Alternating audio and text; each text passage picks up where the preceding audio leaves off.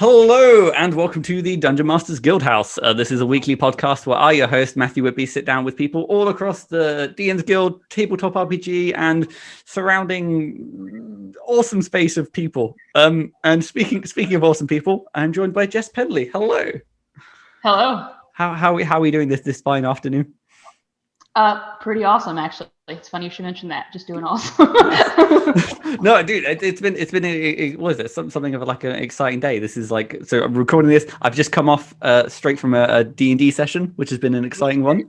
I've been role playing a gala, which is always a nice fun. A lot of like dancing and feasts. I have one player character who is painfully oblivious when their date for the evening asks them to dance, and was like, you can dance if you want. And it's like, well, I kind of want to leave your friends behind. Yeah, I kind of want I kind of want to dance with you, but no, it's like no.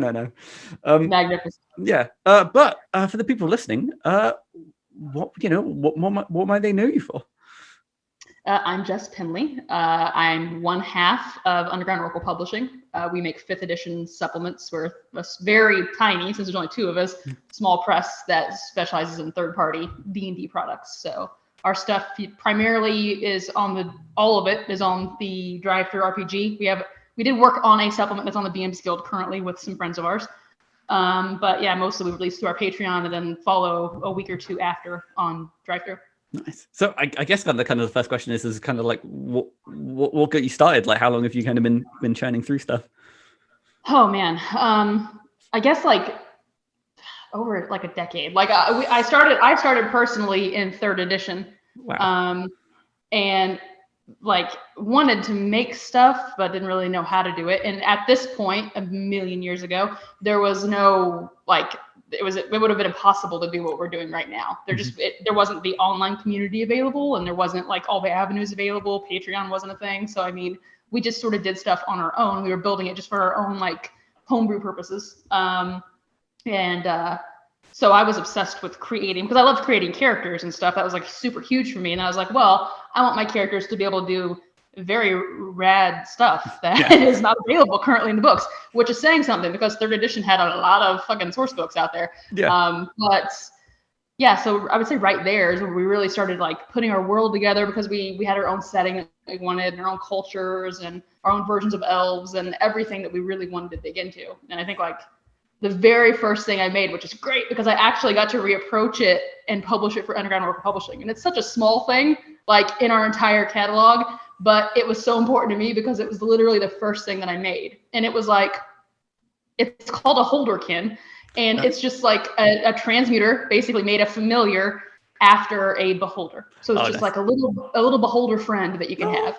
And that, when I made it, when I was like 18, was so important to me. I was like, oh, I want this in my game so bad. And I remember I begged, like, because Keith was the DM at the time. And I'm like, please let me have this little beholder. He doesn't have to do anything. I just want to be around and be my friend. And I got to do that. And then I got to publish it for Underground Oracle Publishing. And that was just like, it made me so happy. It was weird that such a small thing could do it. But it was so big because it was like the very first thing that I created for D&D, and then I got to approach it over a decade later and actually make it, canon to our world and put it out in front of people. So cool. I take it you fall into the side of things of like, if there is a monster, you are the sort to kind of want to make friends with it. Is that like, or is it just you just wanted this mini beholder? The mini beholder really captured my heart, but if there's a possibility to make a friend or make a deal, most of the time I'm going to be that character. Now I play characters that are just like kill it all. I've definitely played that, but most of the time, if there's like a possibility, if I can feel a budding friendship in the air, then I'm definitely going to go that avenue.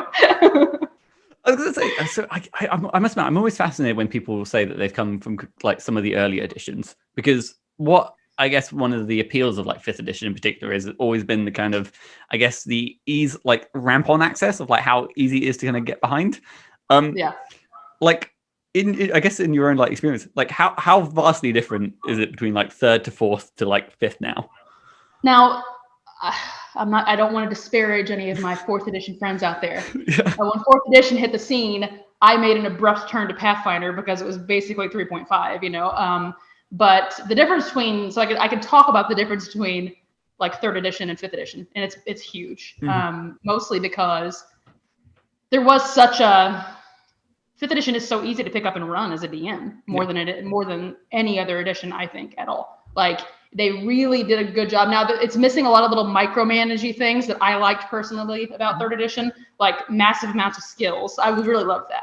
Yeah. Like, even if it was just like my character spent a decade as a fisherman, I want to make sure that she has that fishing skill to reflect that. Even if I never use it in the game, it makes me feel better as a person to have that there. Yeah. So those little tiny things are missing from fifth edition, but it makes it much easier to get new people involved in. And it makes it really, I mean, realistically, a DM could look at the book and start running something pretty quickly just because it is so open. And they do like, I mean, when in doubt, you can throw advantage or disadvantage on something and just tell your story. Yeah. It's really, really nice for that. Third edition was not like that at all. It took me a lot of study to learn third edition before I actually became proficient in it. And then once you learn it, it's like in your brain forever, and you can't imagine anyone having trouble with third edition. Yeah. But in hindsight, you look at it and you're like, oh, that was thick. It was tough. There's micromanage skills for every little thing, which I guess, from like a player creation standpoint, it is nice to have like those individual skills to be like everything under like the survival bracket or umbrella. You could be like, oh, well, you're really good at survival, therefore you must be a really good fisher. And it's like, well, no, I mean, I'm very good at ice fishing. I want my niche to be covered. Yeah. You know. I don't put me in a lake because I'm terrible there, but I'm a great stream fisher. It's jungle fishing. No. It's got to be cold. You don't know my character very well at all. So I guess also coming at from the kind of, I guess, publishing front. I'm slightly curious about like the trajectory of going from Patreon into like DriveThru RPG. Like, I'm curious about, could you talk a little bit about that journey of like, you know, why start with Patreon? How did all, like, I don't know. Well, why? Honestly, DriveThru, actually fulfilling through DriveThru is super easy if you're doing Patreon, especially if you plan on selling your supplements anyway, which we did. But we knew that the way that we're working with our personal business model is we're leaning on Patreon and that growth to, you know, fund all the monthly costs, all the art costs, things that we have to do. And, you know, eventually that will pay us back. That's what we're, you know, investing in. The DriveThru sales are awesome, but it's a huge marketplace. And if you're unknown, then you're unknown, you know, and you don't have the same sort of punch, I think, that maybe the DMsGuild will get you as a creator. There's a lot of people out there who are creating for the guild, and it's super easy to kind of get the community's attention, I guess, more than is anything else. DriveThru is a little bit harder to snag that attention, but you have the freedom of keeping your own IP, which was super important to us because we're working toward our own setting. We have we're very protective of our world and our materials, so that was super important to us. And we love creating our own stuff. So we didn't feel the need to, you know, dip into the existing Wizards of the Coast IP for that. Although, you know, it's great IP and my friends keep creating amazing stuff for it. So definitely no negging there, but it was just something that wasn't part of our journey. So from the beginning, we knew that we wanted to have control of our stuff and we needed a really good way to deliver it. So with DriveThru, it was super easy to just be like, we have this Patreon list of people who are supporting us now, and we can just deliver these supplements, you know, from a mailing list, complimentary copies to our patrons that are there, and they'll be available for them, and then we can make it public and it'll be available to the, you know, the public market like a week later. So it worked out. It's been a good plan for us so far, and as we grow, I think it was a really smart decision on our part personally. Yeah, no, it's interesting you kind of mention it because there definitely is almost like a trajectory for people who find their footing within the DMsGuild. And you touched on a really good point, which is something I try to like hammer home, or just like if the benefit of the DMsGuild of what essentially you are paying for is the Wizards IP. And you know that's part of like why it's like a smaller microcosm, and it can sit nicely within, you know, the DriveThru RPG, and yeah, it kind of makes sense if you are doing something to try and make the most of that, because otherwise it is something that may be better placed on the DriveThru. But then you do have. I think also if you want to write for Wizards of the Coast, the DMsGuild's the way to go. You know, if you know, I want to be writing for Wizards one day, if that's your goal, if you want to be working, if you want a career as a freelance writer, as opposed to a publisher, I think the guild is probably the way to go in our community personally, because that's what you need to get it out in front of those eyes. You need people to relate you to the actual materials. So if you're just going for freelance writing, the guild is definitely the way to go. And I think most of the people in our community, in the D&D community, most of those people are aiming toward more freelance writing goals, and they are toward like self-publishing goals initially. And then after that, once they get their footing in the guild and stuff, then I think the natural trajectory for a lot of people is, well, now I'm going to make my own setting, and I'm going to do that through Kickstarter, and it's going to be unrelated to all my guild stuff. Yep. But you've already got a name behind you at that point. You've got so many great titles on the guild that people have seen. So I think it's a great option for people who have that trajectory, set for themselves. Just if you want to be like a little indie publisher, you have to kind of tromp through the mud a little bit before you can. It's kind of like, I don't know. Sometimes I see the people's like journey through the DMsGuild. It's almost like graduation, where they suddenly hit the point of like, suddenly I'm doing Kickstarters now, and I'm off to DriveThru RPG. I'm outside of the DMsGuild pool. I'm stretching my wings, and it's like but it's and what I kind of like about, especially particularly about like people who again want to go like the freelance route and just kind of do is. You need publishers to work for. So it's kind of the kind of microcosms of like people who go and set up their own kind of publishing house, like the kind of route that you're doing, and eventually like as they kind of grow in size, it's like it kind of like freelance authors are kind of like, I could write some stuff for them. Exactly. So I guess what was like, so to talk about, I guess, your like publishing house and everything, I guess. What did you want to do with your setting? Like, I guess when you kind of, I guess you were coming in. Sorry, allow me to get my head straight. When you were looking at the sort of thinking, okay, well, we don't want to go in the DMsGuild because we want to have like agency and control over our sort of setting. Was there like something that you thought was like this is the like what is so cool about our setting per se, or like our world that we're trying to kind of create here with all our kind of products and supplements? Or was it more just like, I don't know, I guess that is my question. I'm not gonna are you asking me like what was so like great about it that I had to like hang on to it? Is that what you're asking? Essentially, yeah. I don't know, maybe hopefully in it's a totally valid question. It is. It's a super valid question, because it's like a lot of the stuff that you create, you could reasonably, like, I could be the NPCs that we make, the items that we make, etc. We could be publishing them on the guild, and they'd still be out there, and they'd still be attached to our names. They would just be a part of, the Wizards ecosystem. And I guess it's just creators' narcissism, right? It's just like, my stuff is the best stuff. Our world is the best world, and we've been living in it for so long that I can't imagine, like, and I see all the little nuances because I'm in it, deep. I mean, over, a decade in it again. Like, we started making this stuff for 3.5 and then for Pathfinder 2nd edition, and then decided to move over to 5th edition. So what was more important than the system for us was the world and the story, the everything that we've developed for it, the locations, everything that hangs on the frame. That's what was the most important aspect for us. And we take a very a lore first approach, a very narrative first approach to all of our designs. And so that's honestly why it was so important to us. It's all the stuff around the bones of 5th edition that make it ours, and that we want to get out to people and express to people, So I guess that's what, to kind of build on that. So what's one of the kind of like, I guess, coolest or like the lore tidbit that you're kind of like most passionate about? Oof. Oh, again, it's huge. It's like we again, because we've been living this for so long, it's just it's a massive. We have our main setting is a massive continent that's chock full of countries, and I can tell you what's cool about each individual country and the things that happen there, and the people and the history and stuff. But I think I guess the tone is super important. I mean, this is our personal setting, what we're developing. We are very slowly getting little pieces of it out to people, but they haven't gotten the whole of the setting as yet, because we want to make sure it's setting agnostic, so people can slip it into their existing games. But our setting it's a world it's in its renaissance. Like, they're not living in the shadow of a war, or they're not living in the shadow of some great empire that's fallen or anything like that.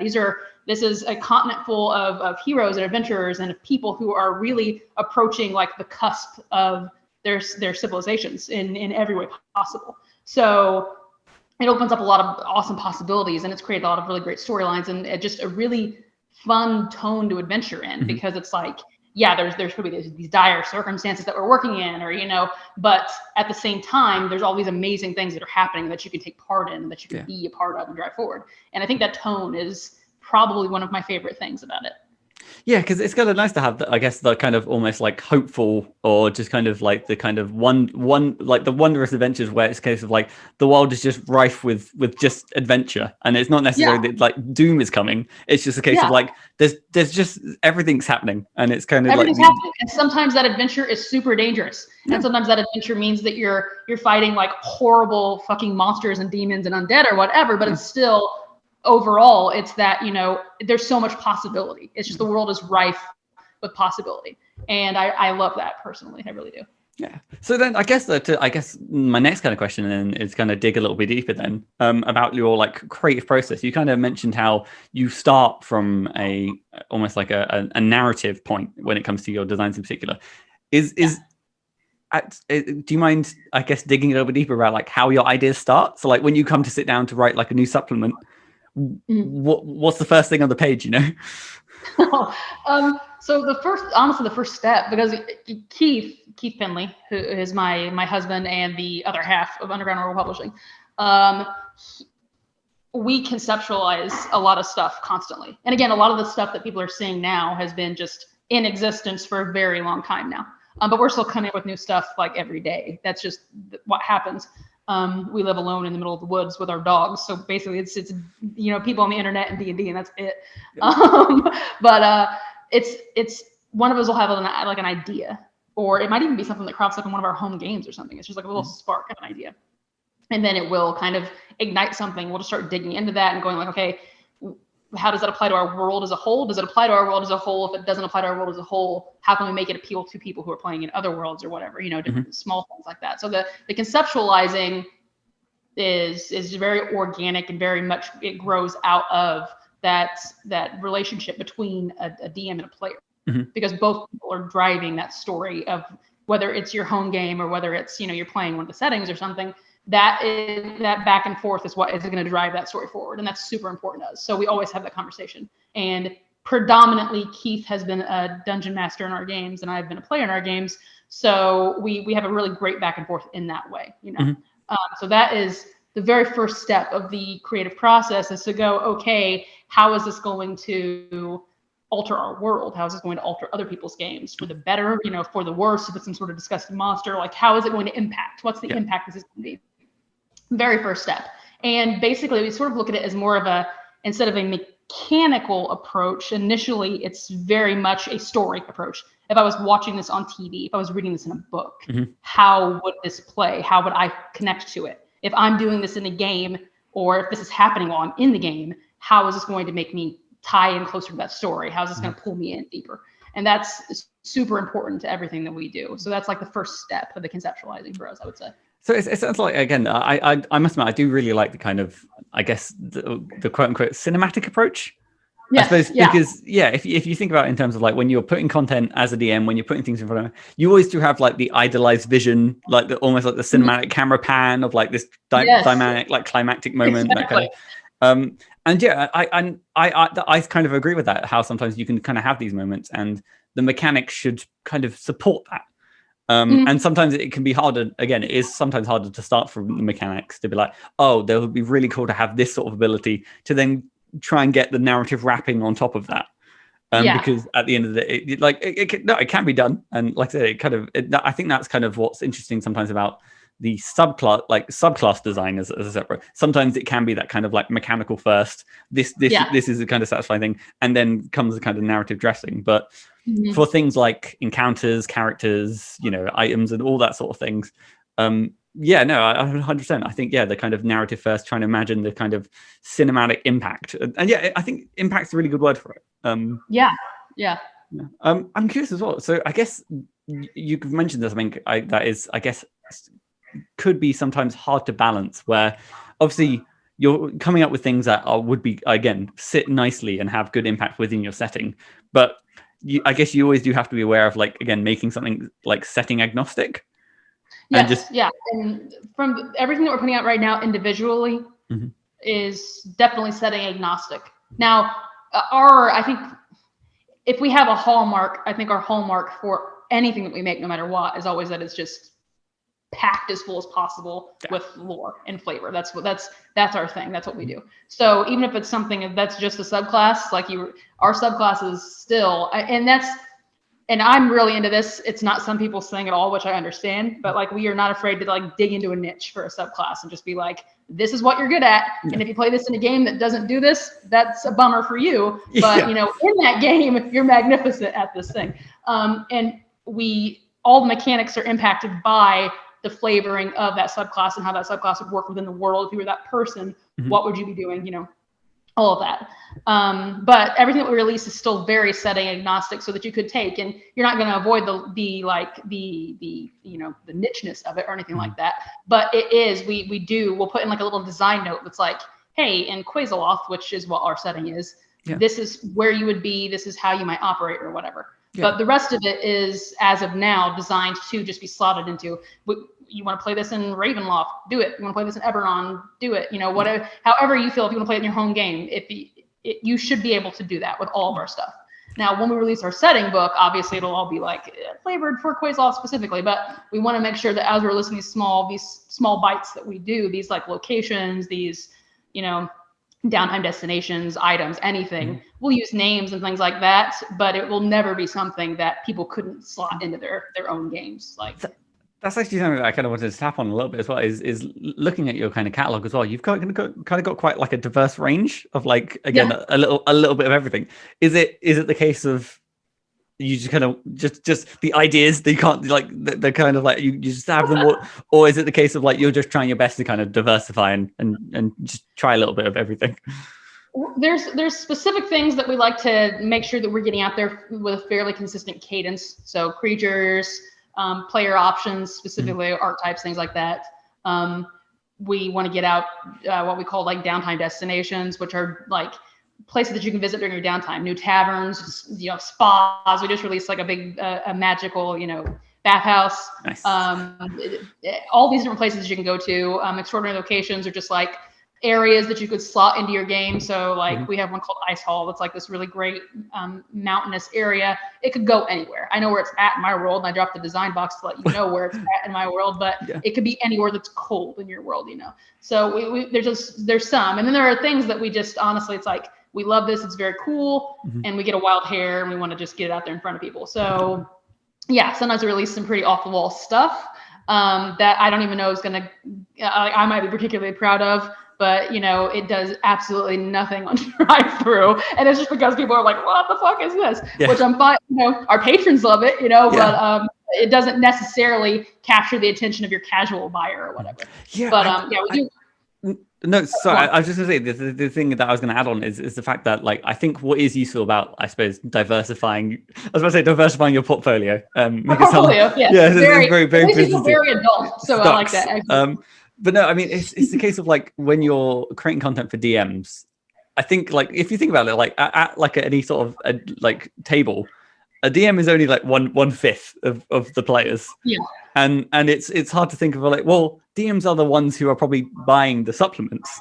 But if you kind of like market towards the players, there are more of them. But I think I don't know if they're less likely to be shopping around. I don't know. It's always that weird mystery of like who necessarily do you cater towards. It's very weird, and we honestly, and again, it's probably because Keith and I are a team of like, I'm almost always a player and he is almost always a DM. So it might be that because we are that 50-50 team, but we try very hard to make sure that if we release a PC focused supplement in a month, that at the end of that month, we're going to release a GM focused supplement, and vice versa for the next month. So we try to go back and forth with what we consider to be a PC focused supplement or a GM focused supplement, just to make sure that we are, for our patrons specifically, getting them out there, because our patrons we have some people who DM, and then we have some people who are getting it and playing it in different podcasts or playing it in their home games or whatever. But I think that they all seem to like most of the content, even if they're not going to do anything with it. So that I'm happy with, because I think even if it's, at least I know me, when I'm supporting a creator, when I buy something, like I don't run games very often, and it may be because I'm a creator. So maybe this doesn't apply at all. Who the fuck knows? But like, I love reading all of it personally. I like looking at it, even if it's like, even if it's like we just got the Ravenloft book in last night, and I'm looking through it and I'm like, oh, this is so great. You know, I know what I would do with it. I know also secretly that I'm never going to do anything with it because I don't run games, but I know what I would do with it. And I love reading it and I love going through it. So I feel like there's probably a lot of people like that out there. Like for every DM, I know there's like 5 players, but 1 or 2 of those players also likes to read all the shit anyway. So, you know, cater to everybody. I guess it's kind of interesting. So having like, I guess like a following on like Patreon, I take it like, so do you do much in terms of, I suppose like audience engagement, or like, do you know much about like the demographics of your Patreons? Like if they're like 90% DMs and only like 3 players, or like. That's a super, super interesting question. And I have no fucking idea. I really don't know. we have a, yeah, it's a bunch of awesome people who I love more than anything. But we have a Discord server that we talk to a lot of people, and we have more people on our Discord server than we do on our Patreon, which is totally normal, you know. But they're absolutely amazing people, absolutely amazing community, and it seems there most people are playing in games rather than running games. But you know, there's on our Patreon, I honestly don't know. I think the people who do the you don't get a lot of, you know what's weird? It's like we have like 120 patrons now, which is really awesome. Ooh. Super thankful for that. It's very great. And I don't hear from most of them. Like most of them are just like, and they've been there forever, and we've never had like I sent them a message, never crickets, never heard anything again. Which is fine, because I understand, you know, I don't want to talk to everybody either. That's totally cool. But I don't know. I can get behind the sort of like the silent patron of like, here's some money, go do some work. I picture them just being like, yes, and I'm fine with that. I'm absolutely great with that. Actually, I'll take 100 more of those. So. No, it's interesting just because I think one place that sometimes, you know, you don't get from DriveThru or DMsGuild is, I guess, that community with the people buying the products or using the products and stuff like that. Just because I think both sites do suffer from a lack of reviews. And just to be able to have, again, 125 people, just to be able to, you know, even if they are silent on occasion, to kind of have at least that kind of sounding board. Because because also those people are going to be like, yoink. I mean, they're going to take away their subscription. There's a reason. And the fact that we were able to hang on to the people that we hung on to, especially considering how hard people have had it financially, you know, and we absolutely knew. And we paused during the beginning of the pandemic. We paused payments for several months because we understood, you know, people are going to be having a hard time, and we didn't want people to feel that stress or that pressure or whatever. We also understood that when we put out the alert, you know, that we were going to be starting payments up again, that we might lose some people because we're a luxury, you know, that's just the way that it is, and we're completely okay with that. But that's also why we keep, like, we have one of the things that we do is we make sure that we have a rolling set of 4 of our titles that are always free on DriveThru RPG. Nice. And we let our patrons vote on that. So it might be something brand new, it might be something from our back catalog or whatever, but we always have those free titles available. They change every month. That way, you know, people who can't afford to spend money on luxury items like ourselves still have access to those materials and can still, you know, enjoy it. They can still participate if they want to. You know, they can jump on our Discord and have a fun time, talk about our supplements without having to spend any money. Like, that was always very important to us because we want to share our world with people, and we'd love to make a living on it one day, but I don't want to step on anybody to do that. So it was important to keep in. But to have those patrons still with us and to have the support that we've had from people in our Discord community, even just like the social support that we've had on Twitter and things like that, like there are a lot of people who are consistently out there talking about us and being so kind to us. And I know they're not our patrons, but they're some of our biggest fans, and they're not in a position to be patrons, and that's absolutely fine. But they're just very, very warm with us, and it's something to be super thankful about, because you don't get that from the storefronts. As much as you want something like that from the storefronts, you don't. So the building of that side community has been just amazing for us. So then, kind of to follow on from that, then, do you think having this Patreon has impacted your design process in any way, or like the way you sort of kind of, because again, I know you mentioned how you try and alternate between like GM products to like player facing products. Do you think it's kind of like more like a deeper level that you've tried to, like, again, over the response of like patrons, you've started, like, I don't know, shaping your design slightly? Or we have honestly, we used to produce a painful amount of materials. It was honestly, we produced a lot, and we did have some patrons reach out to us, and they were like, "You guys are making way too much stuff. I love you. Please stop." And so we're like, surely, in my mind, I was like, there's no way people want less stuff. I'm like, that's crazy. There's no way. So I put out a poll, and I was like, how many supplements do you guys want? And everybody was like, please stop it with all the supplements. You're murdering us. We can't read them. So that impacted us. But as far as, so now we put out like, twice monthly, we put out like supplements, and then we have like a monthly map pack, and we're adding on little tiny extras, but it's not like we're not burying people in an avalanche of supplements anymore, which apparently people don't appreciate. I didn't realize that, but I get it. It was becoming trying creating them all. So it was a great moment for all of us. Yeah. But that's the only impact I think that on our design, as far as just like the cadence of how often we release things. Like we've been we're very true to our design process as it is. Now, if our patrons are like, oh my gosh, I would love to, sometimes Keith will jump on the Discord and start talking about, some stuff from our world.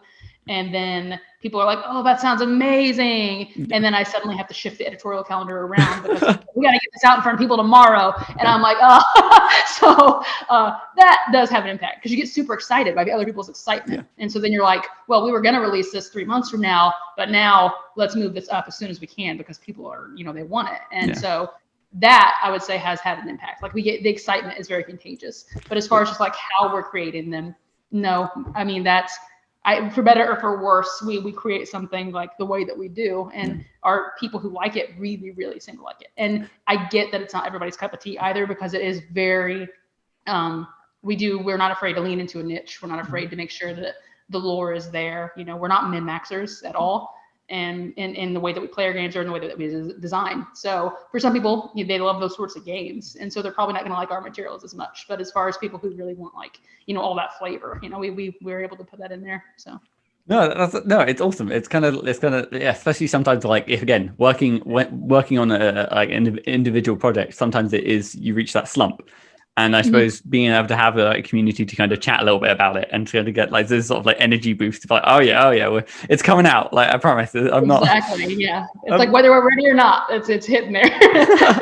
So I suppose to latch on to talking about your design process, just again being kind of fundamentally the same. Then, do you have like a favorite part of your design process, like the part you always look forward to?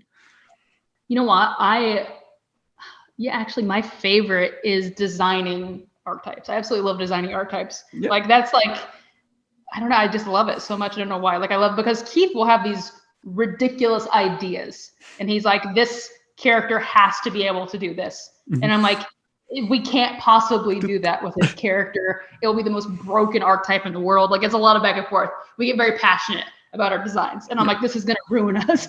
We're gonna look like fools. And he's like, no, it has to do this. And I'm like, and so he goes to the living room, I go to the office, and I'm like, this is fucking ridiculous. And then I'll look at it, I'm like, well, I can do this, I can do this, I can do this. And then by the end of it, between the two of us, we've got something that's mechanically sound and completely conveys the tone and the lore that we were trying to get across to people. And I love that, like that magic moment of the combination of really hitting a sweet spot in the mechanics or getting something that hasn't necessarily been done a lot within that subclass or something, being able to do that and combine it with the story that we have for them and capture that vision, that very cinematic vision that, Keith has or that I had is just my absolute favorite part. I think you also touched on like a good point before about talking about about not catering for min-maxes, and particularly when it comes to like archetypal design, because there is always that thing of like, I'm worried that it's like more powerful than this class or less powerful than this subclass, or and again, it is that case of like in certain tables in certain spaces, yes, a certain design subclass could be the most overpowered thing in the world. Yeah, but there's always going to be tables where it's the opposite, and you can't balance with these. You can't balance with like whatever I think I recently came into this with like running a Waterdeep Dragon Heist campaign. Is the fact that it's a very social campaign, and if characters are kind of statted for fighting and scuffles, they may not have the best time. That's just how it is. And so I think as long as you kind of you capture that cinematic moment in the class, I think it's kind of the best way to go about it, because otherwise you'll be stuck in balancing hell, of which and that's really and that's I remember when we were first thinking about doing this, like I spent probably a year really studying the 5th edition community kind of from afar and looking at it and everything, and I was so fucking just terrified, honestly, because I was like, what if we put our stuff out there and someone's like, this is unbalanced garbage, and I'm like, and then I'll cry and they'll never do this again.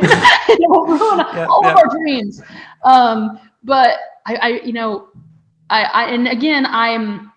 have kind of like a really good like gut feel for how these mechanics should be, and it's probably just from doing so many different systems and things for so long. So 5th edition clicked with me pretty easily, and I really, in hindsight, I had nothing to worry about anyway. But it is a fear, I think, especially as a new designer. It's such a big fear that you're gonna pour yourself into this, and then you're gonna put it out there, and someone's gonna be like, if I multi-class as a paladin and then I do this and it breaks, and I'm like, well, yeah, of course it does, but that's because you turned it into a pretzel and it broke. That's kind of on you more than it is on me. but if I could go back in time, I'd tell myself not to worry so much about that, because again, that's not our focus anyway, and we're getting across what we want to get across, and we're having a lot of fun doing it, and I think people are really enjoying our stuff. Yeah, and I think you go back to, like, if people want to break the game, they're gonna break the game. Like, they don't need my supplement or like our supplement to do that. They can just do it themselves. So I think it comes as well in not just only archetypal design or like subclass design, but into like adventures or those is you just have to put trust in the DM and the players. You do. And that is a lot of it. A lot of it relies on the DM's intuition at the end of the day. I mean, at the end of the day, they're the one that's at the head of the table, and they're the one that's going to be like, this is too powerful, so I may have to crank something on the fly or something. And maybe we're super comfortable with that, again, because we've been playing for so long. And I know a lot of DMs are, where it's just like, I'm going to add in more hit points into this creature on the fly because my players have fucking destroyed it in like 3 rounds, and it needs to seem worse than it is. And I think most things can be handled like that, by even what people would call super overpowered characters. I think in the right games with the right DMs, those aren't even really a problem. I mean, because I know that back in the 3.5 days, I played some ridiculous characters that had the potential to be absolutely terrible. And not one time did I feel like I was running the board like Superman. Like, never. Like, that was never something that happened to me, because I had a DM that was able to contour the story, contour the complications and things around that. So it was never an issue. Also, I mean, like, I think there's a certain level of awareness as a player, because like, if you are like, I don't know, you are breaking the game, I feel like me as a player, I would feel socially awkward, because I feel like everyone's looking at me like breaking the game, and I'm like, I'm sorry, I do like 3 million damage. I didn't. And that's me too. Like, I feel bad if my stats are too good. If my stats are like way better than the people next to me, I'm like, oh my gosh, I'm so sorry for being so awesome. I'm sorry. I'm just too cool. I don't know. I was born this way. I can't help it. Sorry. I'm so rad. So, I guess on the other side of the coin, then. So if the the process of taking a concept and then embodying it into the design is your favorite part, what would you say is your least favorite part of any sort of design process? That's hard. I would say, I don't know, the least favorite part of the design process is like, this isn't even really the design process, it's just a flaw in me as a person. Like, I have to I'm gonna get real with you right now. No, I don't know, there's just something about me that unless I am under a tremendous amount of pressure, like, I can't really like crank to it. Like, I'll push out like a page a day or something until it's like the deadline's like tomorrow. And then I'm like, 20 pages.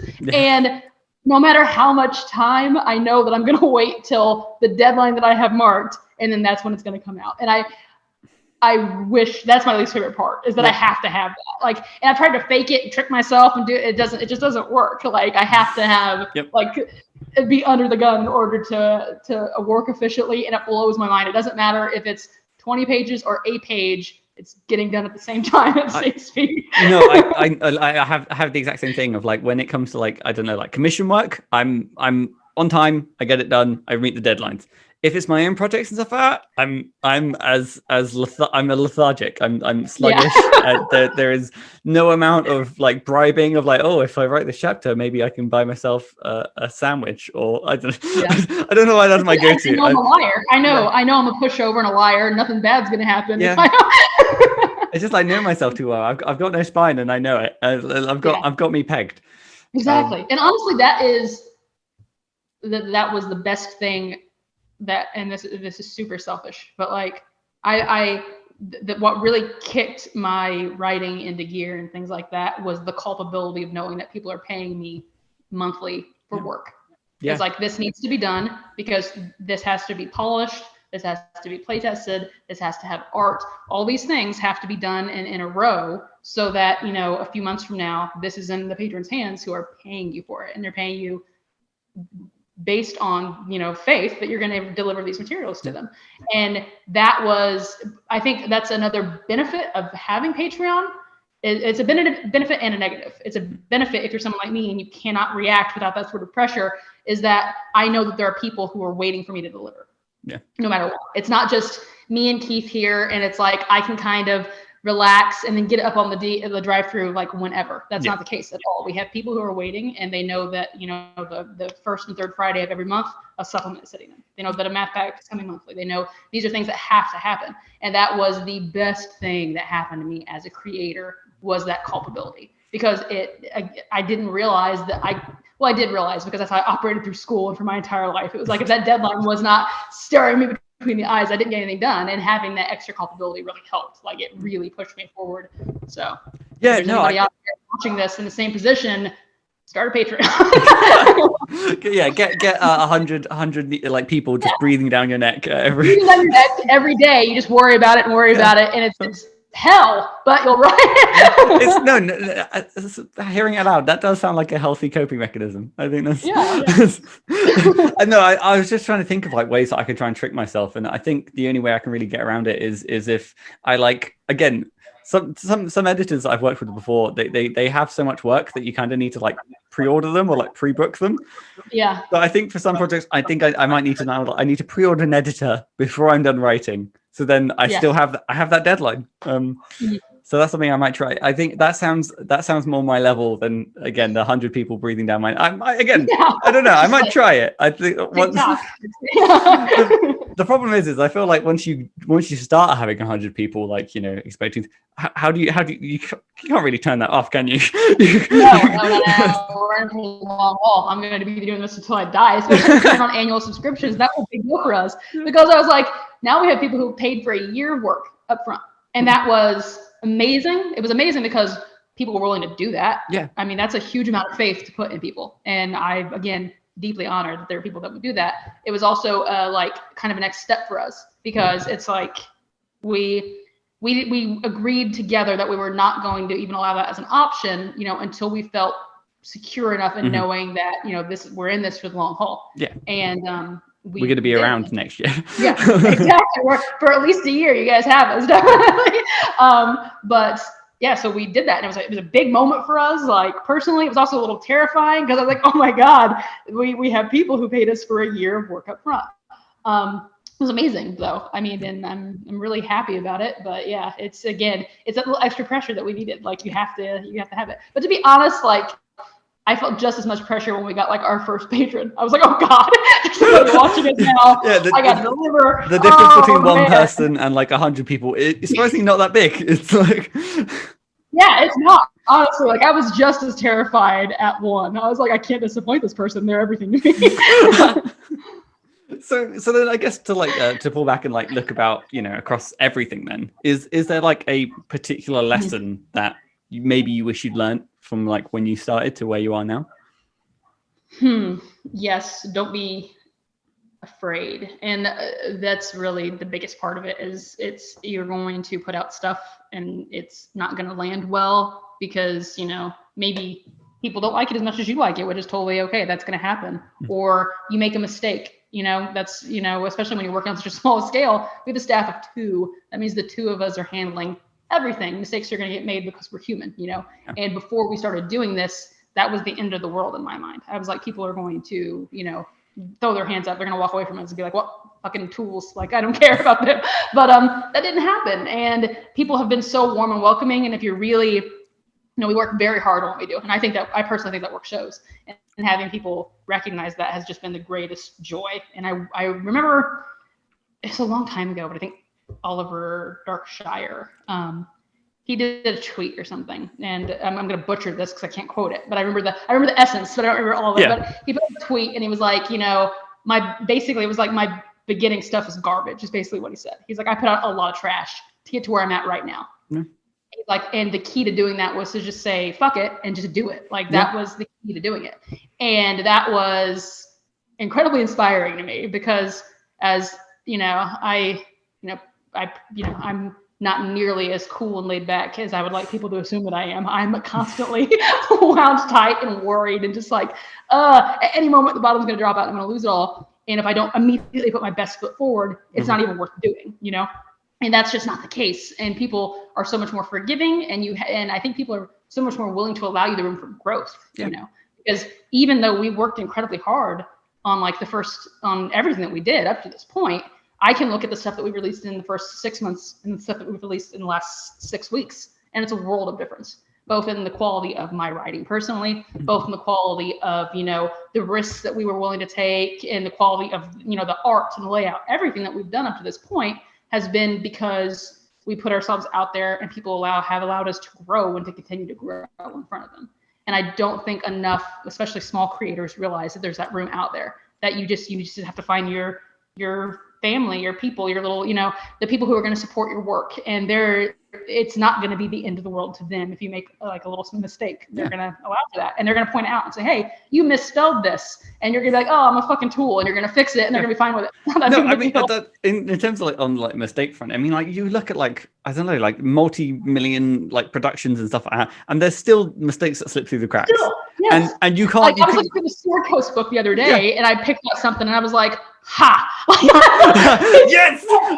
Yes! I was like, love to everybody on the team, love to everybody who did this, but fucking thank you. No, because I mean, it is the case, and you kind of realize how inane or like foolish it is to hold yourself to the same level of you look at the credits and you see how many people you're not that many people. It's you're not that many people, and it's funny because it's my entire life I was super into the Riot Girl movement and this punk ethos and everything, but at the same time it's I could never grasp that spirit in a million years because everything that I do is so carefully approached, and just being able to just give in and put it out there and do what you want to do and create is it's freeing. And I think a lot more people need to realize that it's a possibility.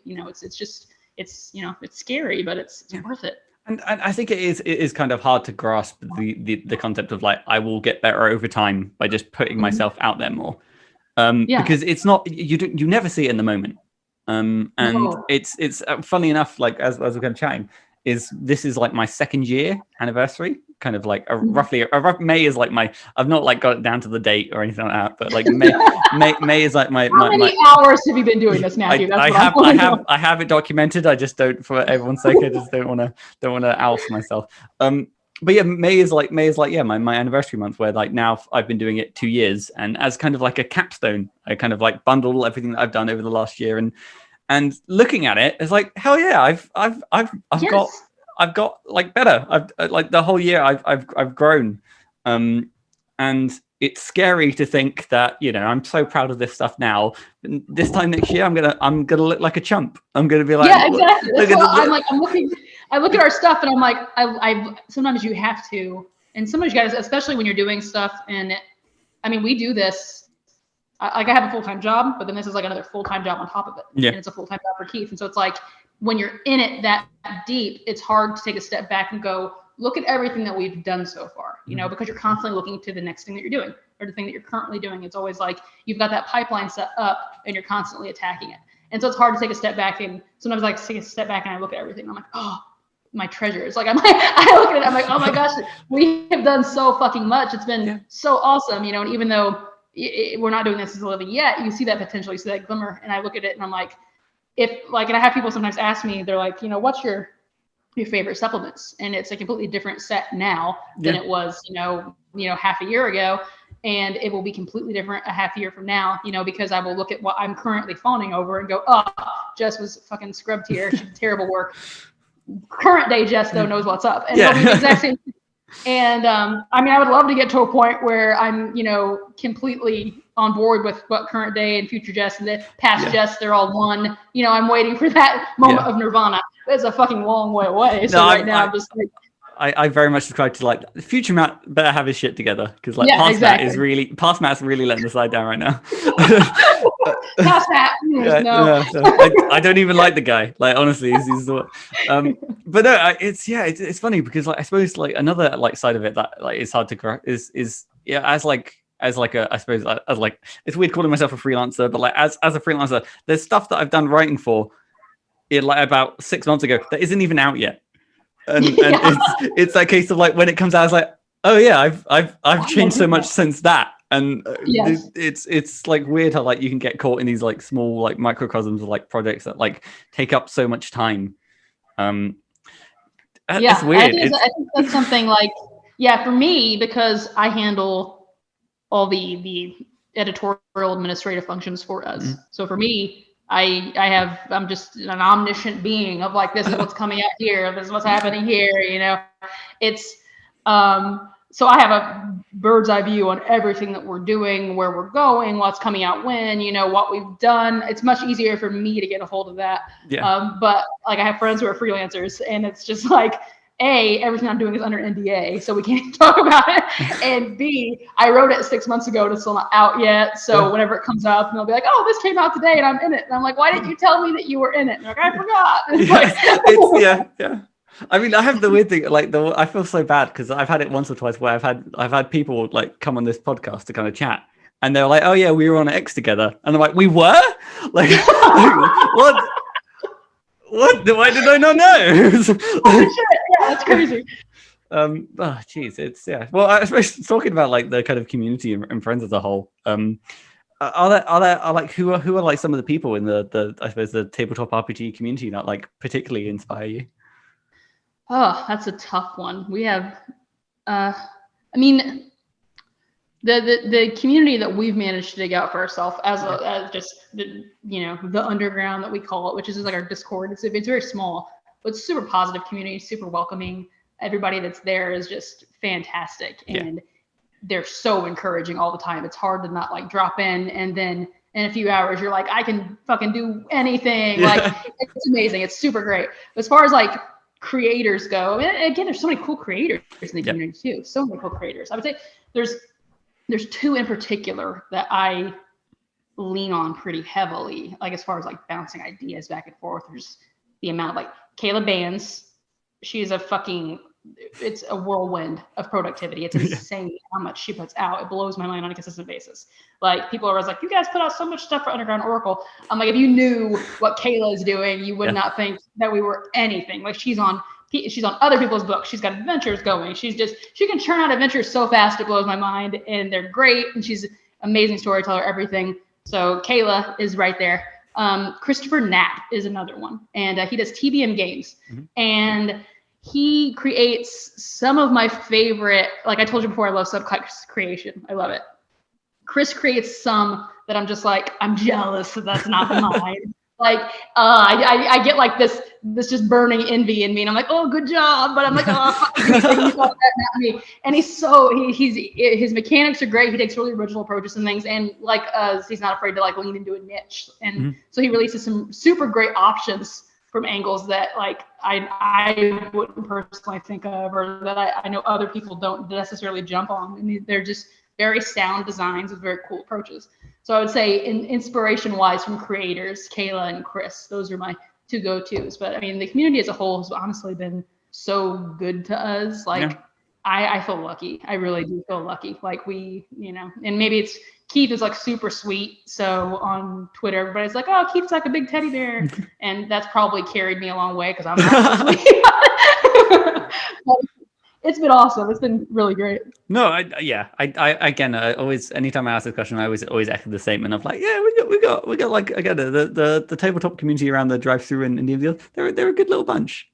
Yeah, it really is. It really is. And I think there's a lot of opportunity for people to make connections if they want to for smaller. And that's the other thing that I wish, to go back to your other question too, I wish that I knew how welcoming people really are at the end of the day. I mean, as long as you're not being a jackass, most people are pretty cool with you being like, hey, you know, or people are constantly putting projects out there that they want people to, you know, get in on and things like that. Yeah. Like, if Underground Oracle wasn't our trajectory, I'd be like in everybody's projects on a consistent, you know, basis, because there's just so many cool people out there doing amazing things. And there's opportunities everywhere, as long as, again, you're not afraid to just put yourself out there. You're not afraid to just reach out and ask, because most people, again, as long as you're not being a fucking jackass, are pretty accommodating. Which nice. It is hard not to be a jackass. I know. Speaking for it is. I struggle with that every day. But I know it kind of goes back to the thing of like, sometimes, like, yeah, it is literally just asking. Like, I think it is easy sometimes to get caught in, like, I don't know, you look at someone like, oh, they're like a celebrity, they're so busy, they've got, and it's like, really, we're not, we're all nerds, we're all just like, it's like, but you see these names on these books, and I know I did that. Like, who was it? I can't even remember who now. I remember they made a comment on one of our supplements. They were like, oh, this is really great, I just picked this up. And I was like, what the fuck? I was like, oh my gosh. What? No. I was like, that means so much to me. But I was like gushing, and they were like, you just need to fucking chill, basically. I was they're like, look. I don't know, it's weird. It's like, I don't know, like, you kind of, I don't think you ever really get over it. It's like, as you just get to the point of like, this person's so fucking cool and they're talking to me. Know, yeah. And I honestly hope I never lose that. I hope I'm just constantly blown away by the people that are talking to me, as like, because it's a great feeling. It's such a great feeling. You'd be like, I can't believe this person just recognized me as a human being. Like, I want to ride that high for as long as possible. It's hard not to. So then just looking at the time, we have we've done it. We've just about natted away an hour. It sneaks up on us. But I definitely don't want to leave before hearing about some of the interesting stuff that you're working on at the moment. And secondly, where can people hear about it? Because that's arguably, you know, the most important part. Well, you can follow me on Twitter at Jess Pendley.